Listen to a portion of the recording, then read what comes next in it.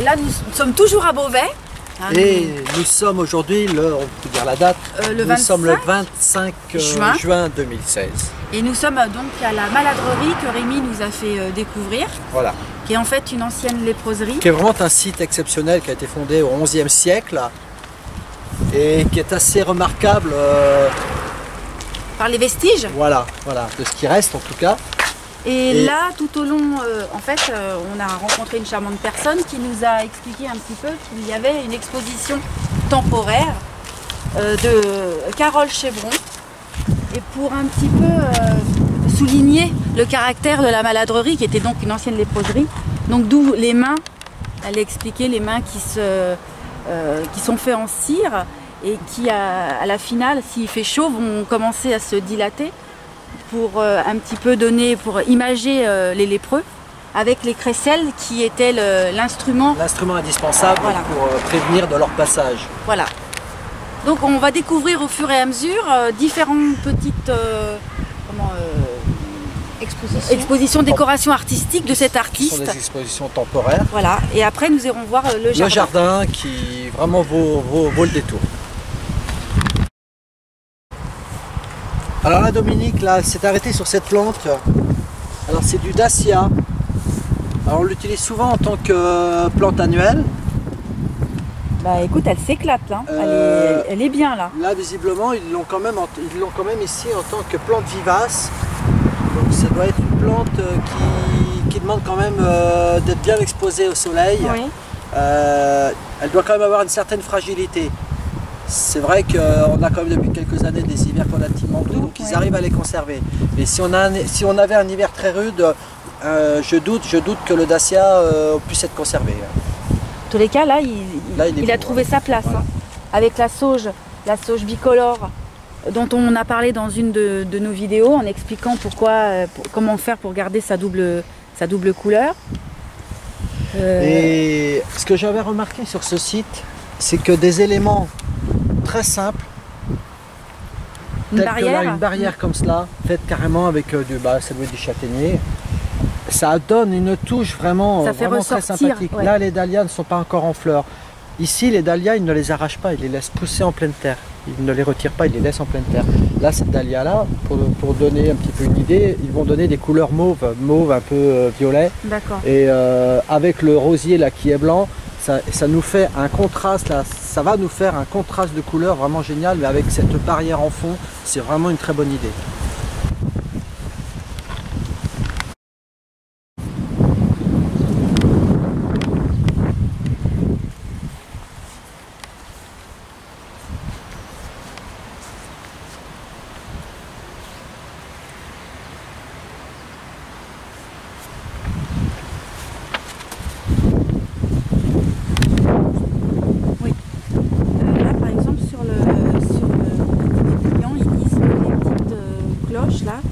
C'est réalisé en biscuits de porcelaine. Voilà, ils sont réunis en grappes jaillissant du mur extérieur de l'ancien logis, bâtiment aujourd'hui en attente de restauration. Donc voilà. Ouais, c'est tout basique. Hein. Donc voilà encore la suite de l'exposition. C'est pour symboliser l'enfermement, les cages à oiseaux, puisque les lépreux, une fois qu'ils étaient rentrés dans la léproserie, étaient bannis de la société, n'en ressortaient pas. Donc c'est toujours dans la même mouvance pour exprimer le rejet, l'enfermement, la solitude, tous les thèmes qui doivent être chers à cet artiste. Du bâtiment. Donc là on va rentrer dans la chapelle qui d'habitude est fermée au public, mais là comme il y a l'exposition, on va peut-être retrouver certains éléments de l'exposition à l'intérieur.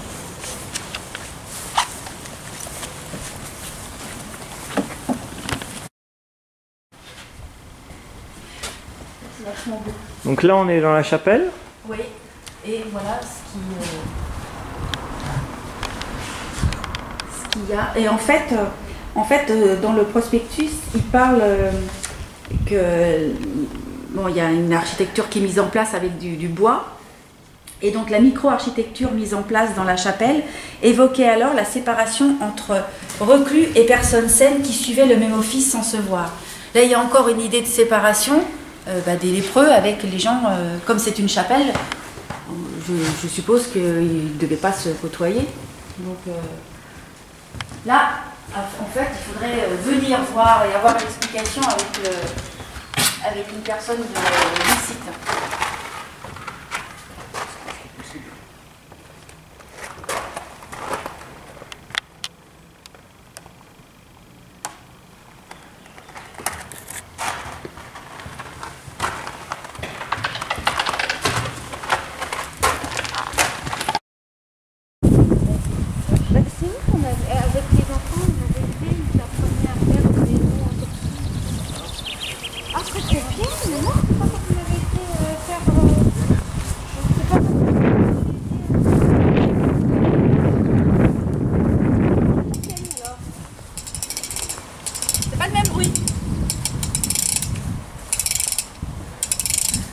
On devrait donner ça à Thierry pour se signaler.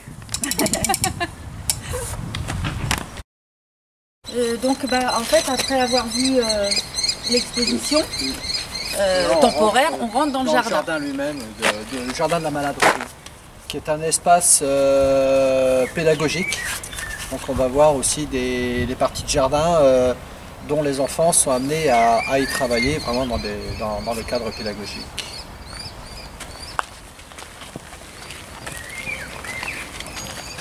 Ah ouais, c'est joli.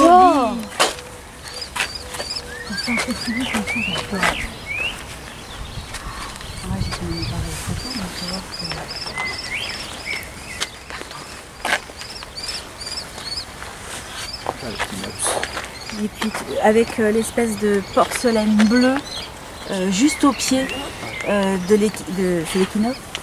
Équinoxe, ouais. Eh bien ça fait vraiment ressortir.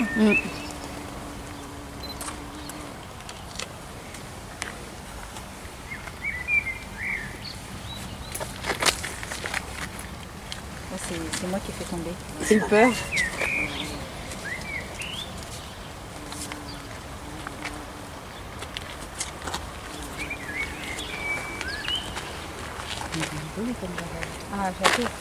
Ah, serait-ce un bac de permaculture? J'adore quand ça fait fini. Moi, c'est pas que j'ai eu peur, c'est parce qu'il y a eu des trucs qui ont... En tout cas, c'est propre. Hein. Et j'ai cru que c'était une bestiole. Marrant, on dirait presque la spagieuse, sardine, spagieuse. Ah oui, d'accord. T'as vu la couleur qu'elle a, elle est magnifique. C'est de la conite en fleurs là. La perspective comme ça, après tu la prendras. En fait, on sait pas trop sur quel pied se diriger parce qu'il y a tellement de choses à voir, même s'il est petit, mais il y a le souci du détail.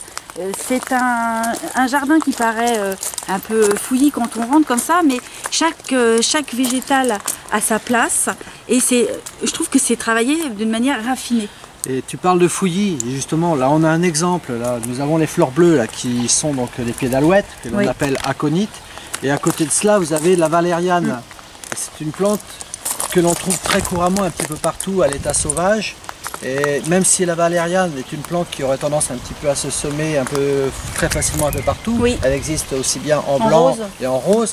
Mais bon, là encore, et je le dis et je le répète, on n'hésite pas à retirer quand, si on constate qu'on a un petit peu trop de valériane, par exemple, il ne faut pas hésiter à l'enlever. Hein, c'est pas parce qu'elle se sème facilement, qu'elle se multiplie facilement, qu'il faut la considérer du coup comme une mauvaise herbe. Bien au contraire, profitons de cette beauté, de cette plante, et puis gardons que ce que nous voulons avoir dans le jardin et retirons ce qui nous gêne. Mais l'association, en tout cas, de plantes un petit peu fouillis, un peu sauvages comme cela, avec nos autres plantes vivaces, ça donne un résultat vraiment agréable. Regarde derrière toi, une glycine formée en arc. Oui. C'est vraiment magnifique ça aussi. Ah, et puis les bordures faites en bois. Précis, en bois comme cela. Oui. Ouais. Avec l'ardoise pour faire les allées. Non, franchement, c'est vraiment d'un bon goût.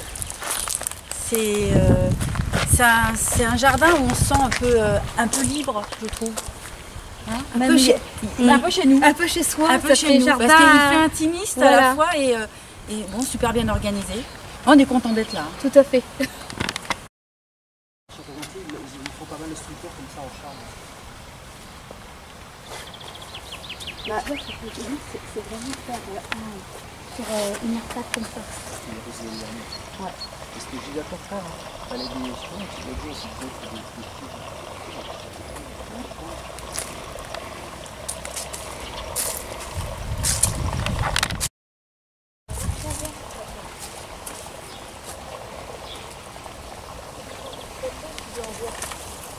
non, franchement, joli.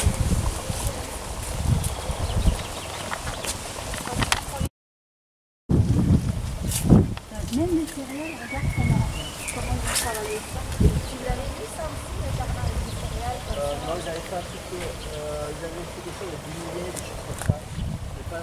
En fait, cette partie-là doit changer tout le temps, c'est ça?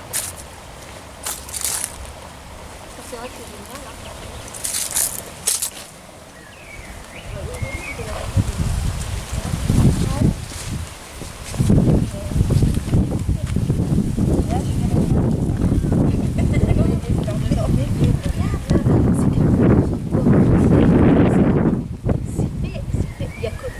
Il n'y a que ça qui est fait en plus. Ça peut mettre par exemple du bois, des trucs comme ça autour. Mais sinon. Mais ça dénote pas. Non. Je veux dire, c'est vraiment artisanal aussi ce truc-là. Tu peux le faire à une cabane comme ça chez toi pour les oiseaux, quoi. T'as vu ce qu'ils ont semé là, en tour là, c'est du lin. Oui. Donc quand ça va fleurir, ça va être beau. Bleu. Hein. Bleu. Ça, c'est de l'avoine, ça. Ouais, c'est de l'avoine.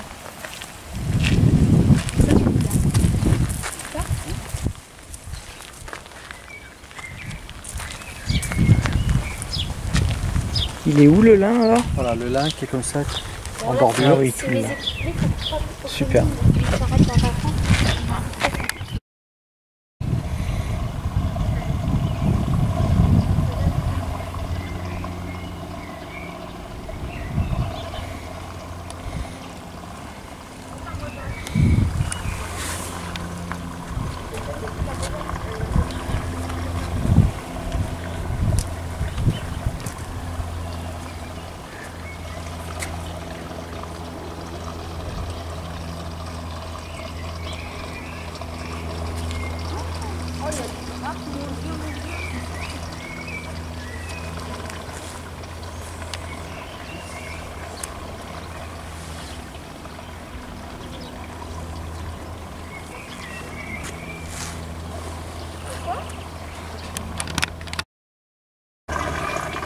Ah, Rémi, il y a de la violette.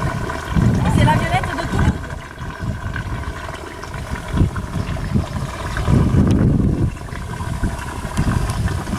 Je crois que vous en avez perdu là.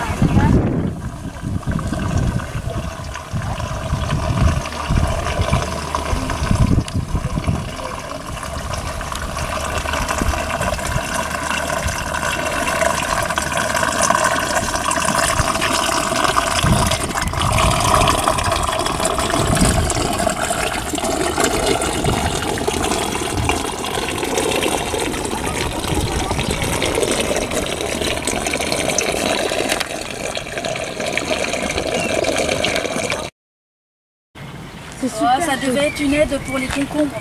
Concombres très longs de Chine. Ah non, on voit il y a quelque chose qui est en dessous, mais je sais pas si c'est les concombres ou c'est les cloches de culture. Ça revient beaucoup à la mode, hein, les cloches de culture, ouais. Et puis je trouve que c'est joli. C'est joli.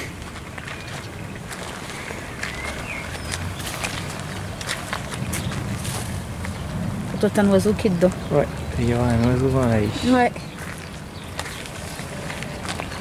Il y a du melon polonais. Du melon polonais. Polonais, ouais. C'est ça. En fait, on aurait peut-être dû mettre, nous, nos melons sous cloche. Sous cloche, tu veux les mettre sous Thierry alors? Mais Thierry, il va tout écraser. Parce que, tu vois, ça les a bien. Bon, les nôtres sont partis, mais ça leur a peut-être donné un petit peu plus de c'est excellent, non, hein, mais c'est une très bonne technique. Hein. Vous avez des cloches Non.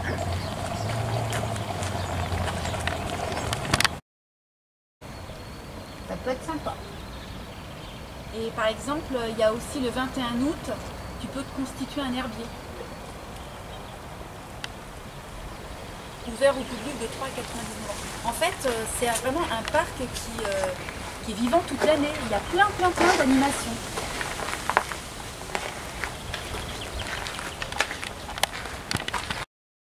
Thierry, t'as quelque chose à rajouter? Non. Donc même à la maladrerie, donc il y a même un âne qui s'appelle Thierry, qui a quelques moutons. Et en fait, on vous engage à venir faire un tour sur ce joli coin parce que ça vaut vraiment le détour. De plus, il y a la journée des plantes le 9 et le 10 septembre qui va se passer sur ce site. L'entrée est payante. En fait, il y aura 50 exposants qui vont venir parler de plantes et apparemment c'est parrainé sous le patronage de Claude Bureau. C'est du 9 au 11 septembre. Là j'ai du 9 au 10 septembre. Là sur l'affiche, donc du vendredi 9 au 11, dimanche 11 septembre. Bon, mais ben voilà, il faut mieux prendre celle-ci alors. Et puis on a repéré un autre petit truc qui se passe aussi là, à la maladrerie Saint-Lazare, donc ici.